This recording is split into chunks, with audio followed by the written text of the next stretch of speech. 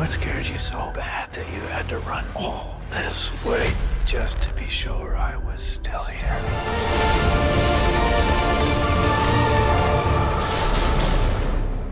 Yo, what is going on, guys? Flashverse here, and welcome back to another video on The Flash Season 8, and this will be my trailer breakdown for The Flash Season 8 Episode 17, titled Keep It Dark.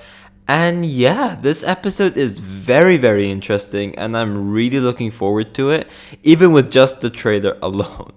Now, of course, it must be mentioned that this episode will be airing next week, not this week. So we are on a 1-week break at the moment, and we will be returning during the 8th of June.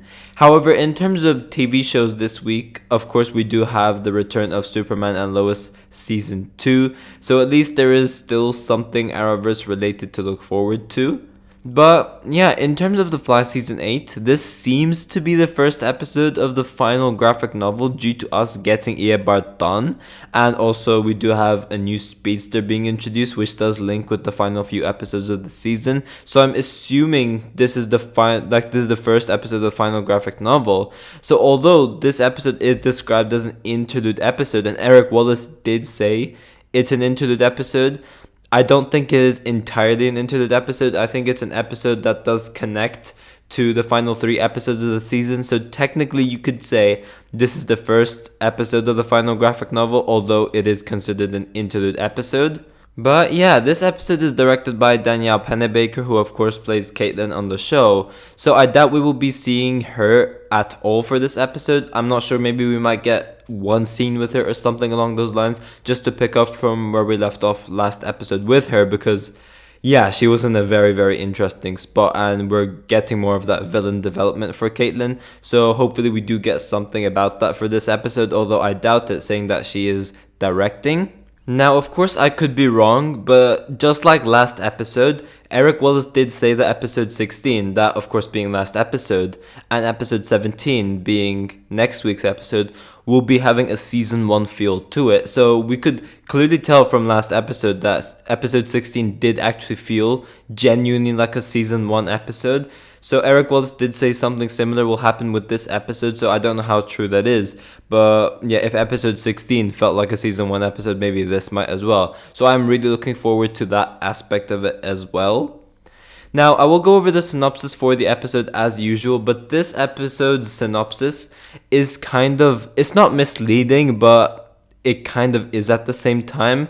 But it's only misleading to an extent. It's not like very misleading where it just gives you like a totally different information. It just explains the episode poorly, in my opinion.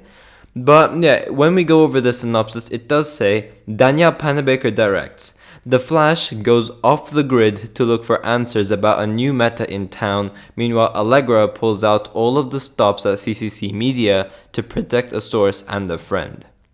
So in regards to why this synopsis is like kind of misleading, well, it's not like the best synopsis you could put out there as promo material, shall we say, because in terms of the Flash stuff, it clearly states the Flash goes off the grid.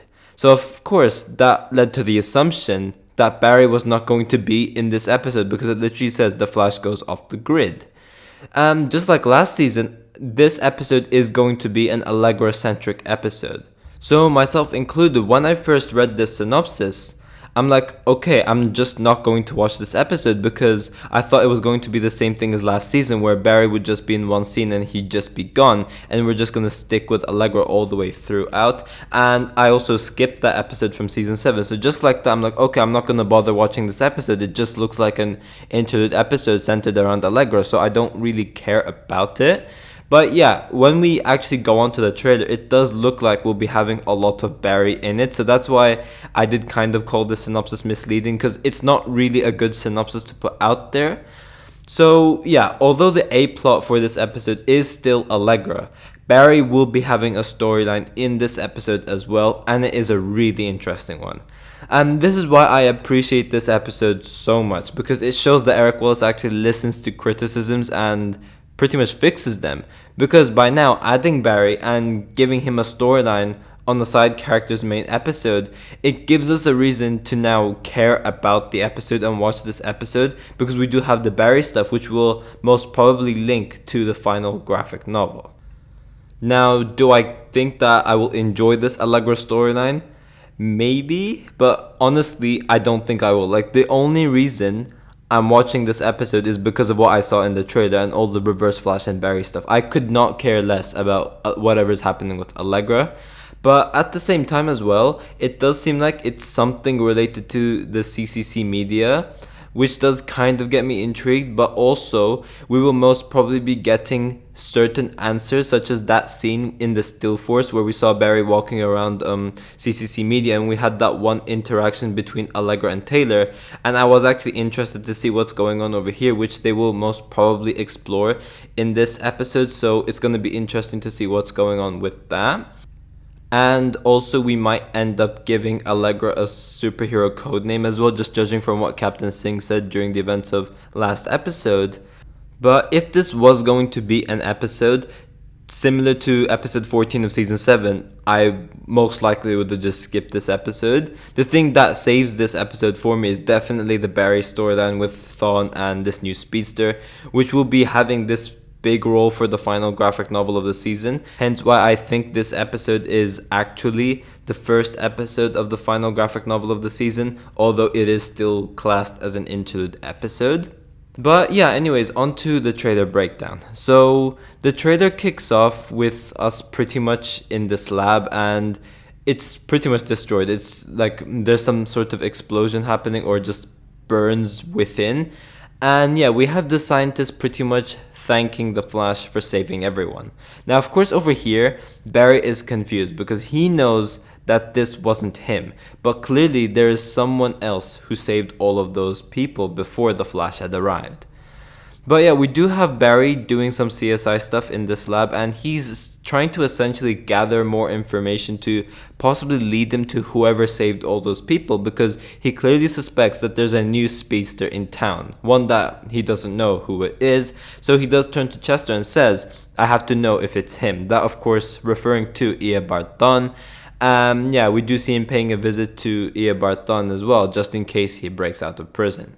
Now, this is really cool, but we do see Barry going to Lian-Yu, aka the island Oliver Queen was stranded in for 5 years, and I just really love this connection they added, and it's just great. I really love it, and what makes it so much better is that we see the Flash approaching Thawne's chamber, and Thawne is in the exact same chamber of Slade Wilson. Slade Wilson was there during whenever he got locked up in Arrow, so we do of course see him there during the season 5 finale. So that was a cool connection they added as well, and that is something I really appreciate and I really like. Just that huge Arrow fan in me just really appreciated that. But we do have Thawne looking really damn scruffy. Like, he's got a beard going on, his hair is messy, and he does seem to be really dirty. So yeah, Thawne's not having the best time in prison, but we do know that this man is incredibly patient. So he definitely does have some sort of trick up his sleeve, but he's essentially just playing the long game. But yeah, he still looks menacing as hell as always, and we do hear him say, "What scares you so bad that you had to come all this way just to be sure I was still here?" So yeah, it's clear that Barry is checking if Thawne broke out because there's a new Speedster around. And maybe we might even see Thawne helping Barry figure out who this other Speedster is. Or maybe Barry just visits Thawne over there, and then, like, that's the only interaction we get with them. But I'm pretty sure that we will see Barry like talking to Thawne about a new Speedster in town and who it could be. Now, whether Thawne actually like misleads Barry and just tells him something totally different for the sake of his own benefit, or whether he actually gives him useful insight, I don't know about that. I guess we will have to wait and see. Now, we do know that the main villain for the final graphic novel is Eobard Thawne, so we are going to have to see Eobard Thawne break out of prison in some way. So it's so clear that Thawne has some sort of trick up his sleeve. Maybe even manipulate this new Speedster in some way. I don't know how, but he might. Now, speaking of this new Speedster, we do know that it's Mina Dawan, aka Fast Track. We know this through set photos. Now, of course, we don't know how exactly she becomes a Speedster, because from the time this episode picks up, she's just right away a Speedster.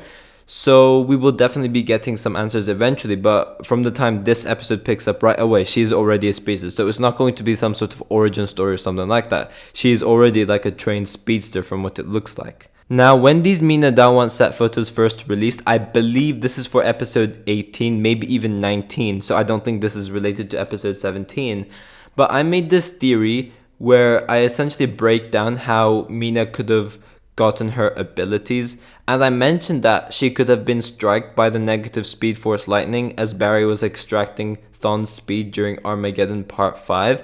And I think this would actually be a really good tie-in into the Reverse Flash storyline as well, because maybe if there is another user of the negative Speed Force, so that's of course assuming that Mina is using the negative Speed Force because of Barry extracting Thawne's speed, resulting into her getting struck by one of the negative Speed Force lightnings scattering around the city at that time.